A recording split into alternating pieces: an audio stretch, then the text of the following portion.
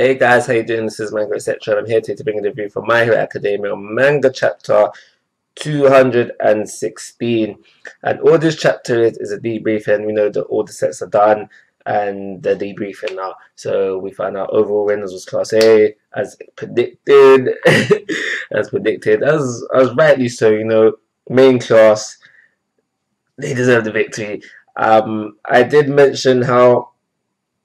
Now, down the line, I mentioned earlier reviews. I mentioned that I did think Class A was going to win, but because because the manga stated that Class B had the overall better experience, better improvement. I think or something like that was mentioned. I did want to see Class B win some of the rounds. They did win some of the rounds. The round was drawn as well. The round came to a draw as well. So I'm happy with the result of this little training, not training, examination, because it was an exam for what? It was an exam for what? But yeah, I'm happy with this little arc that we had in terms of results. So there's just debriefing, and the major things to come out of this chapter, really and truly, if you break it down to it, is that we find out Shinzo has passed his exam. He did enough um to be admitted into the hero class. He didn't feel that he did enough. He feels he's still got a way to go, and that's a good place to be, really and truly. You should always be striving for improvements. So there's nothing wrong with his way of thinking, but uh, as far as the teachers are concerned, he's done enough to join the hero class. In the excitement of that, we get the question that we were wondering: what class is he joining, A or B? I'm pretty sure, like, because as the chapter went on, when Shinzo was like, "This was my exam, right? Um, this is my exam." Yeah, as you were saying, "This is my exam, right?" Vlad was saying, "How did you know that? Like, did someone tell you?" I was always under the assumption that, and I can't remember why I was thinking that if we're just finding out that this is his entrance exam, why did I think that he was going to be joining the class? So there's a question about that. But I remember thinking way back then as well that the class that he will be joining is class B. And the reason why I say that, and I still fully believe it as well, is because class A is the main class. There's still loads of characters in the main class that we could do with more backstory. They could do with more improvement. Basically, what I'm saying is the mangaka. I don't want to say he's struggling, but he's still got characters within the main class to flesh out. It doesn't make sense for him to bring in the next character to then have to flesh out as well. So I think the best bet for Shinzo is to be in class B and still be part of this story, at least secondary. And I think, if I remember correctly, another reason why I said this would be good for Shinzo as well is simply because of his quirk.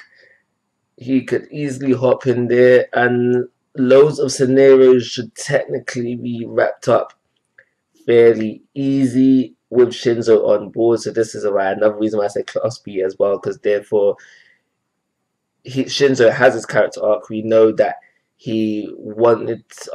We know that he wasn't admitted straight away into the class. To the hero class. We know that he wanted to get there eventually. At least this way, the mangaka is showing.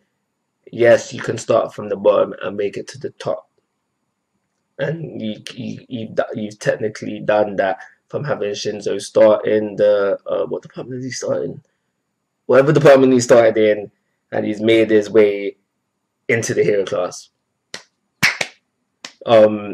That's Shinzo's character arc done, and the rest can be done off screen if you really wanted to. But because you get Class B in there sometimes as well, you can therefore have Shinzo sometimes present in the main story. More stuff I want to talk about is, and this caught me by surprise as well, is the fact that Eraserhead mentioned Yo Deku. That weren't one for these weren't exact words, but that weren't one for what's going on. Well, you got multiple quirks, yeah. So yeah, I was surprised that Eraserhead, you know, asked that question, and rightly so. Deku answered the question without giving anything away.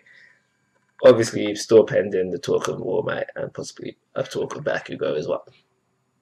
Another thing I want to mention is it was mentioned again that why Mr. Copycat couldn't, well, why Mr. Copycat referred to when he tried to use Deku's quirk as a dud.